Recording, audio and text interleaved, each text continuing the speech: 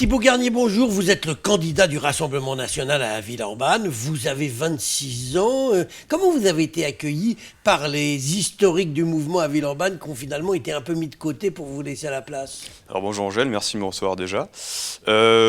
Actuellement ça s'est bien passé puisque Stéphane Poncet qui était l'ancien conseil municipal, responsable exactement, ne souhaitait pas se représenter, donc il terminera son mandat en allant au conseil municipal jusqu'à la fin. Donc il m'a transmis quelques dossiers pour que je puisse prendre connaissance de certains dossiers en cours. Et puis il y a aussi Michèle Morel qui sera ma seconde de liste et avec qui je formerai un duo sur la métropole puisque elle sera tête de liste sur la circonscription métropolitaine de Villeurbanne. Donc ça se passe très bien, contrairement ailleurs où il y a la guéguerre un peu de partout, chez les REM, etc., etc.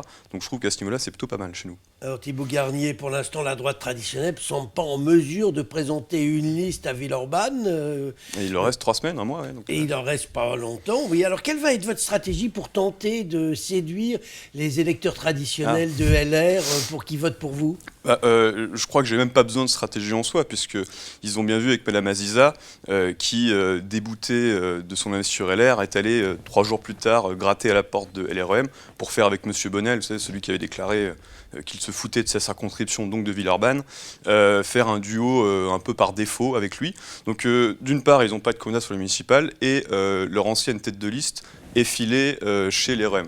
Donc à partir de là, je pense que la plupart... Mais les REM dissidents, parce que chez les REM, oui, il y a c'est les qu'on comprend plus. officiels, Vous avez raison, c'est vrai qu'on comprend plus, c'est pas très clair tout ça, il y en a deux, puis il y a deux personnes issues du clan Brett, etc., avec Steve Vandel et Caballo, donc c'est très compliqué tout ça, effectivement. Mais en tout cas, pour en revenir aux électeurs, aux sympathisants LR, moi je pense qu'aujourd'hui, il y a une grande partie des électeurs LR qui savent très bien que sur les questions de sécurité, sur les questions de lutte contre le communautarisme islamique, et aussi sur les questions annexes, sur la fiscalité, l'aide aux commerçants, etc., etc., ils peuvent compter sur le Rassemblement national pour défendre des thèmes qui sont à l'évidence très proches des leurs. Donc il y a une porosité qui est évidente, qui est d'ailleurs démontrée dans les enquêtes d'opinion. Je crois qu'il y avait plus d'un sympathisant LR sur 2 qui serait prêt à voter Marine Le Pen au présidentiel. Donc je crois qu'on a beaucoup de points communs, et d'ailleurs on fait, nous, alliance, une liste commune avec le PCD et sans doute avec la droite populaire aussi. Donc on est vraiment une liste de rassemblement où un sympathisant LR a toute sa place et pourra se reconnaître dans les thèmes que nous allons porter. Thibaut Garnier, quel est votre principal adversaire à Villeurbanne? Est-ce que c'est le socialiste Cédric Van Stevendel? Est-ce que c'est le macroniste Prosper Caballo? Est-ce que c'est Bruno Bonnel, l'autre macroniste mais dissident? Celui qui se fout de Villeurbanne, oui.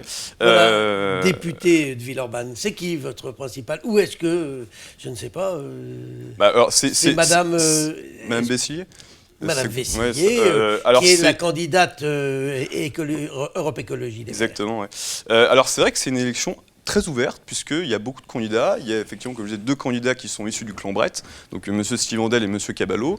Il y a ce duo par défaut à Mme Aziza, à Bruno Bonnel, et il y a effectivement la candidate écologiste qui s'y voit déjà, puisque quand M. Jadot est venu il y a 2 semaines à Lyon, ils ont dit que Villeurbanne c'était quasiment déjà fait. Donc bon, ils considèrent que les gens ont déjà voté, que les urnes n'ont plus qu'à être ouvertes. Moi, je pense que l'élection est ouverte. J'aime pas faire de pronostics en la matière. Il y a des candidats, je trouve qu'on est pour le coup la seule alternative parce qu'on n'est ni issu du clan Brett ni issu de l'REM, et on sait que les Verts ont souvent une tendance à s'allier au second tour avec la gauche, et ce fameux parti pastèque, vert à l'extérieur, rouge à l'intérieur, etc. Donc je pense qu'on est surtout la seule alternative à tous ces gens-là, et je pense qu'on a un projet qui tient la route. Alors justement, votre projet c'est quoi? Parce que c'est bien gentil. Parlons des propositions. Voilà, vous avez des propositions parce que vous n'avez aucune expérience politique. On imagine que vous auriez du mal à être maire d'une ville de 150 000 habitants en débarquant du jour au lendemain sans expérience. La petite pique qui arrive au début, maintenant arrive maintenant. Effectivement, je n'ai jamais été encore candidat à quoi que ce soit, ni élu à quoi que ce soit, mais je pense que déjà d'une part ça fait aussi ma fraîcheur et ma nouveauté sur Monsieur Caballo était maire adjoint depuis... Parce que tous les gens qui sont en face de moi effectivement ont un bilan. Soit ils ont été députés avec un fort taux d'absentéisme comme Monsieur Bonnel, soit ils ont été conseillers municipaux comme Madame Aziza, ou soit ils sont issus de la majorité comme Monsieur Caballo qui était maire adjoint, etc. Donc tous ces gens-là ont un bilan. Moi j'en ai pas effectivement, mais j'ai des propositions pour faire de Villeurbanne, je pense, une ville qui devrait être ce que devrait être Villeurbanne. C'est-à-dire que Villeurbanne, c'est effectivement fait partie de ces villes qui concentrent sur un petit territoire la France. C'est-à-dire qu'il y a des quartiers qui sont très gentrifiés, des quartiers qui connaissent la communautarisation islamique et des quartiers qui subissent l'insécurité. Moi, mon projet, c'est avant tout de protéger les Villeurbanais contre l'insécurité. Encore, ça, tout le monde est d'accord. Hein. Oui, alors il y a quelques années, quand nous disions ça il y a quelques années, ils disaient mais vous parlez d'un sentiment d'insécurité, etc. Alors c'est sûr que maintenant, ils sont tous d'accord. Maintenant, on verrait, il y aura la course aux enchères pour faire le plus de policiers municipaux possible, etc. Donc protéger les Villeurbanais, donc un vrai plan de sécurité crédible, parce que sur ces questions-là, je pense qu'on a été les premiers à alerter, à poser des diagnostics et des solutions sur ça. Lutter contre le communautarisme islamique qui se développe malheureusement à Villeurbanne comme dans d'autres zones de la France. Et ensuite aussi tout ce qui est attrait au cadre de vie, puisque évidemment il n'y a pas que la sécurité, on n'est pas que là que pour faire le policier de service, mais il y a les questions de cadre de vie, donc de transport. Par exemple à Villeurbanne, vous avez des quartiers qui sont très enclavés, comme le quartier de Saint-Jean, comme le quartier des Buères. Nous, on propose que le T6 aille jusqu'aux Buères sur le futur tracé. Et vous avez aussi, évidemment, on ne l'oublie pas, parce que c'est dans l'actualité, les questions d'environnement. Et je pense qu'en en matière d'environnement, on a toute notre crédibilité, puisqu'on a souvent été les premiers à défendre le localisme, et puis le bon sens, c'est-à-dire consommer local, sans pour autant avoir une vision strictement, si vous voulez, un peu comme ONLV, une vision de l'écologie qui soit très...